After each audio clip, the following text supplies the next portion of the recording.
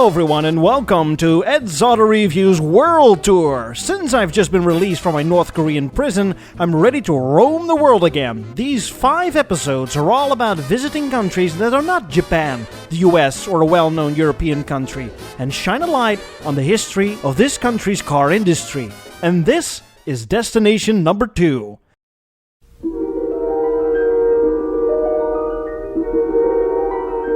There is a 5th dimension, beyond that which is known to man.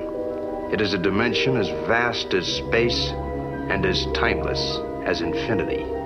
It is the middle ground between light and shadow, between science and superstition, and it lies between the pit of man's fears and the summit of his knowledge. This is the dimension of imagination. It is an area which we call the Twilight Zone.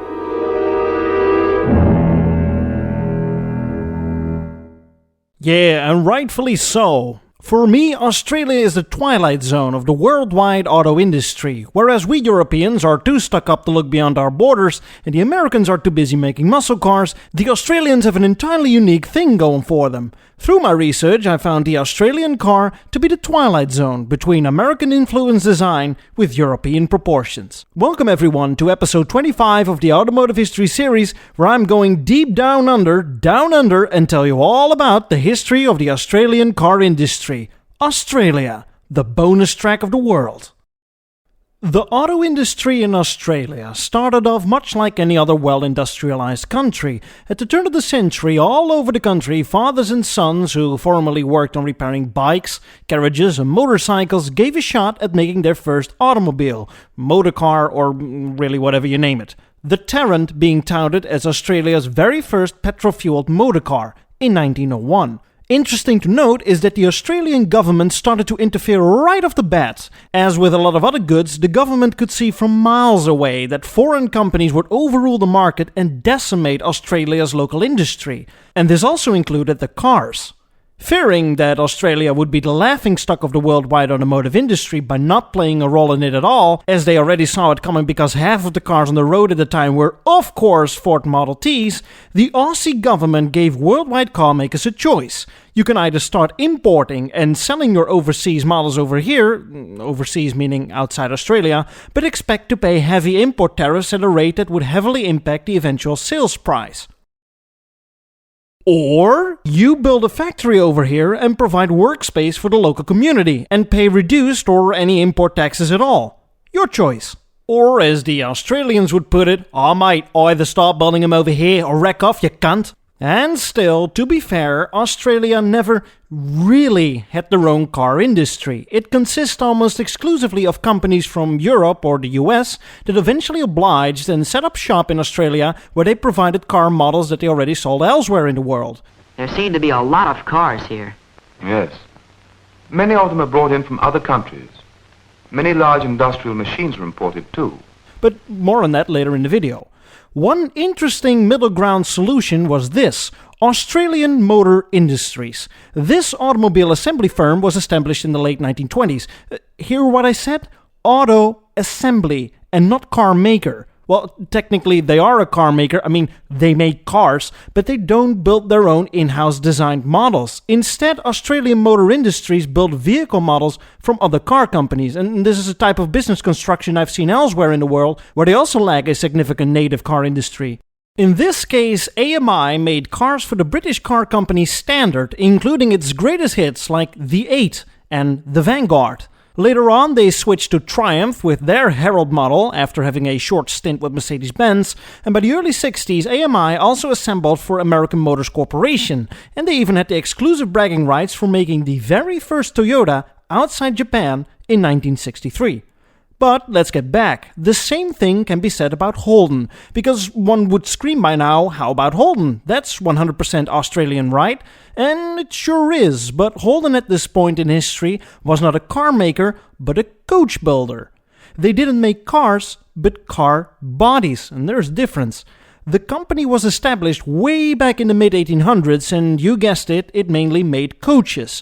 And at the turn of the century, Holden flirted every once in a while with the idea of making car bodies, and by the early 1920s, Holden already assembled bodies for the Ford Motor Company and provided bodies to numerous other companies, including rivaling General Motors.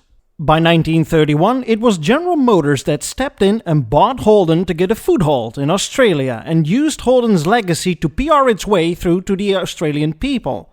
A necessary move, as the Australian car industry was hit hard with the Great Depression, and if it wasn't for the GM buyout, Holden might have stopped existing. As with almost any other country, Australia switched to full-force war production as soon as the Second World War broke out.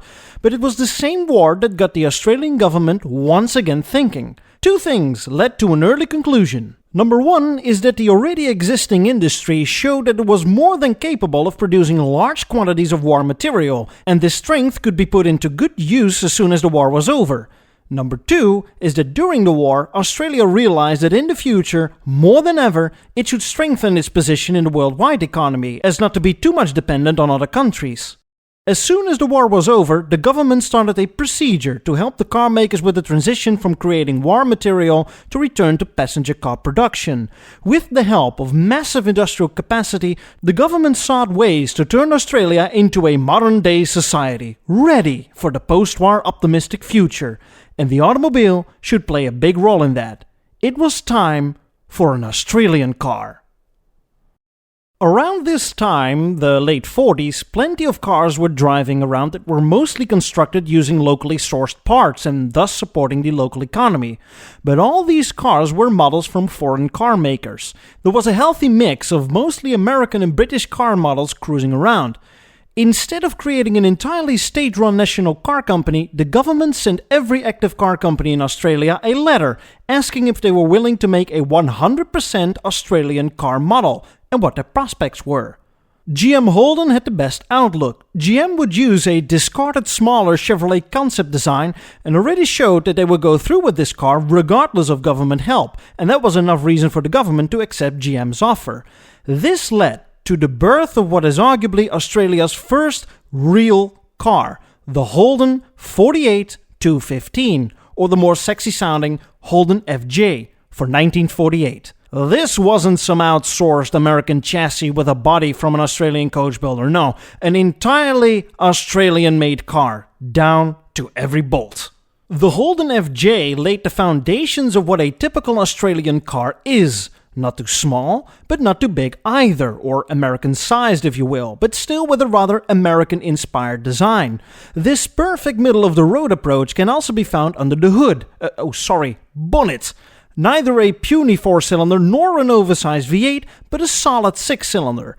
But the real party trick was its ruggedness, and the car could handle the Australian terrain terrifically, unlike some smaller 4-cylinder cars sold at the time. Remember, this was back in a time when pickups and SUVs were almost non-existent, apart from the coupe utility, another Australian phenomenon not worth mentioning right now. I know, don't get too mad, because I discussed this story in an earlier episode. Ford, in the meantime, kinda missed the boat of creating Australia's first real car, but what they also couldn't foresee is that this Holden car became such a success, and by the late 1950s, Holden gained a 50% market share. Something had to be done. But Ford placed itself in a tough position. Ford tried offering competition by selling the British models like the Ford Zephyr and the Consul, but many of the parts needed for production still needed to be imported with a 15.5% import tariff, thus resulting in a sales price that could not compete with the homegrown, tariff-free, low-price Holden. But Ford had an idea.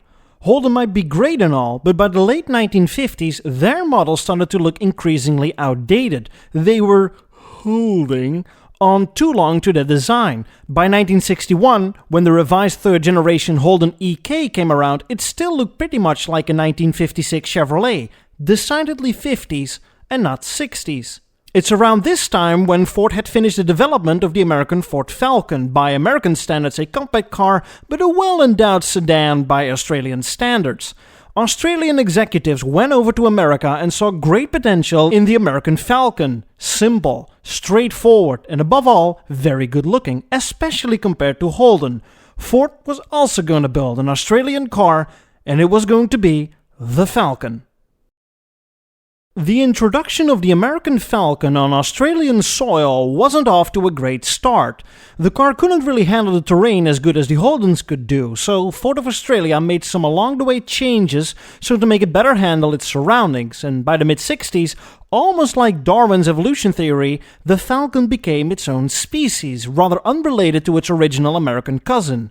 And just as over in America as there is this never-ending battle between Ford versus Shabby, so did the exact same theater go down under.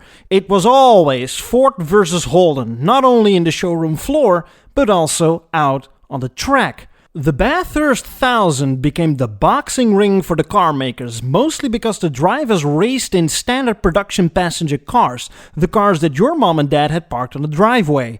You're either red or blue. You're either for us or against us. You're either Holden or Ford. And although these two tried to duke it out on who was going to be the market leader, a third contender arrived: Chrysler. Chrysler tried to pull off the same trick Ford did with the Falcon by selling their American compact car offering, the Valiant. The Valiant, a Plymouth model in the US, became known as the Chrysler Valiant, and much like the Falcon, became its own separate species over time, losing its American identity in the process of being better suited to the Australian environment. And so, as the 60s progressed, the Australian car industry pretty much followed the worldwide trends of those days. Up until this point, Holden pretty much offered you only one model, but by 1967, a second model was added, the Holden Torana, a slightly smaller car for people with a smaller purse, which replaced and at the same time was based off of the British Vauxhall Viva, and surprise surprise, Vauxhall was also owned by GM. The Torana was a direct answer to Ford's wildly successful Cortina compact car. It's at this point the golden age of the Australian car market started in the shape and form of a muscle car war. Usually America gets all the credit and attention when it comes to big block muscle cars, but Australia was experiencing the exact same thing. Things started to slowly heaten up when the big three of Australia introduced V8 engine options in their usually 6-cylinder models. Ford kickstarted it with the spiced-up Falcon GT XR that won the 1967 Bathurst 1000 race and obliterated the competition. The car was powered by Ford's 289 V8, an engine block also commonly found in Mustangs. GM/Holden was having none of this and reacted with an entirely new model for 1968. The Holden Monaro, Australia's first ever sports coupe with engines going all the way up to 350 cubic inches or 5.7 liters. It was the right car at the right time, as the Monaro managed to win the Bathurst 1000 from Ford the very next year. Chrysler, as always, was a bit late to the muscle car party, but came up with the Valiant Charger in 1971. They thought, oh, this name works back in the US, let's apply it over here as well. The craze reached its zenith around the turn of the decade. Chrysler proposed an upgraded Valiant Charger with 300 horsepower. Holden was about to offer you the Torana GTR XU1, a 320 horsepower beast, and Ford pushed forward the Falcon GTHO Phase 4 with some 400 horsepower. In order to partake in the races, these cars had to meet certain requirements to be classified as regular production vehicles, so these beasts also needed to be sold in certain numbers to the public. One car journalist noted that this new wave of so-called supercars, the term muscle car wasn't invented yet in those days, were going to hit the showroom. But whereas these cars had tremendous power along with plenty of race-grade safety adjustments, models sold on the showroom floor did not. People could practically buy a race car for street use, and these people had never been on a racetrack before. What's that smell? Oh, that smells like a government that wants to interfere again and take away all the fun. Introducing the supercar scare. The Australian government once again stepped in and downright banned the release and sale of these cars I just mentioned, as they considered the cars too dangerous for the average buying public. I mean, let's face it, a government always wants the best for its population, right? And sometimes people need to be protected from themselves for their own good. Suddenly, muscle cars were on their way out.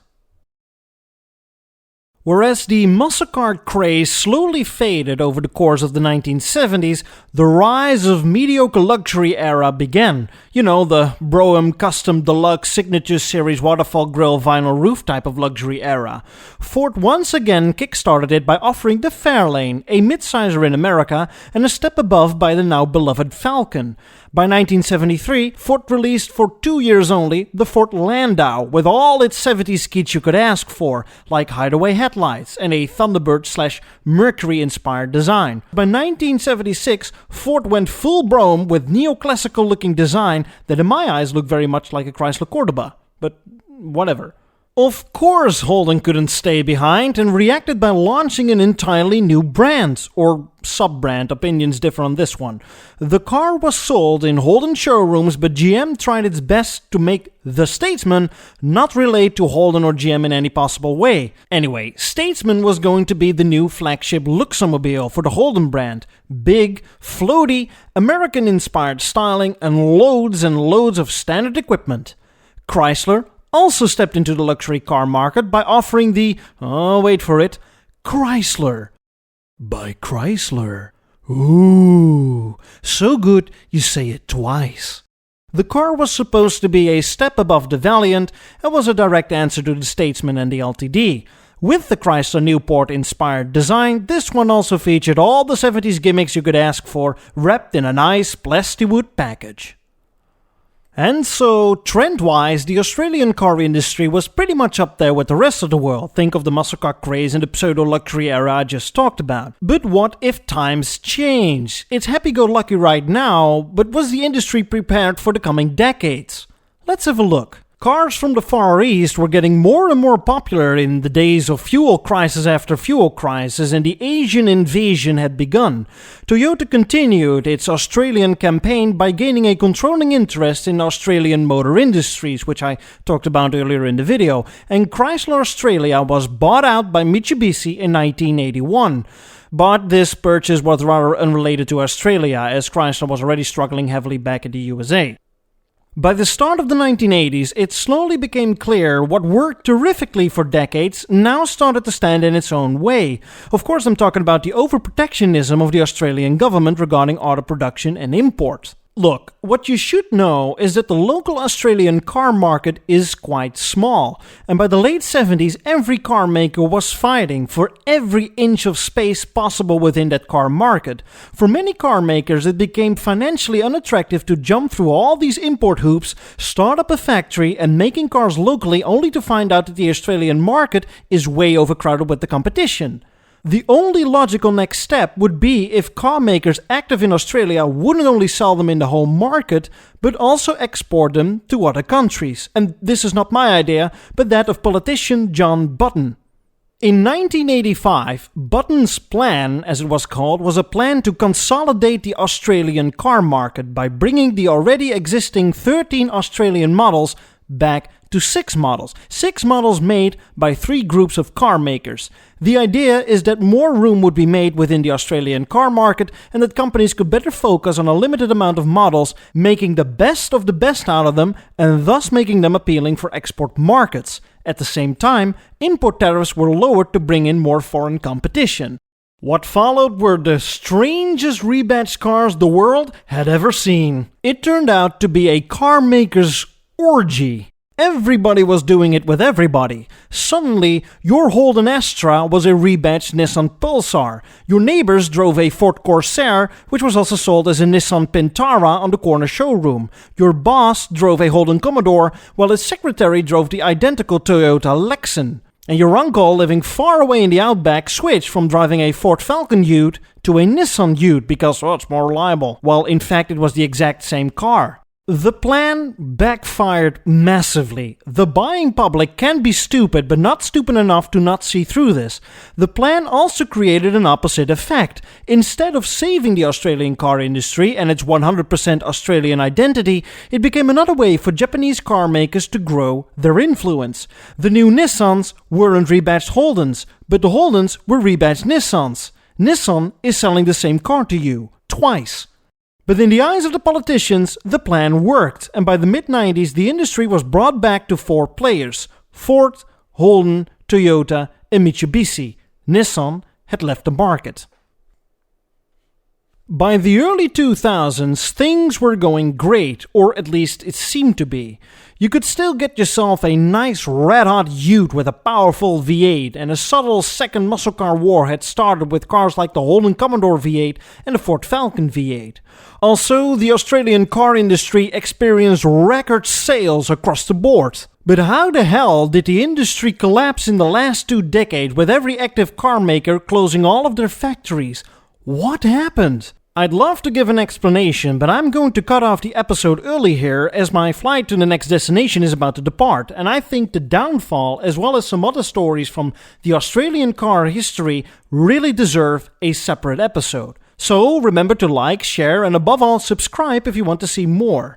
This was a very enjoyable episode to make, but boy did I have to hold myself back not to go too much into the details. Anyway, I gotta go, and I see you at the next destination. You'll see.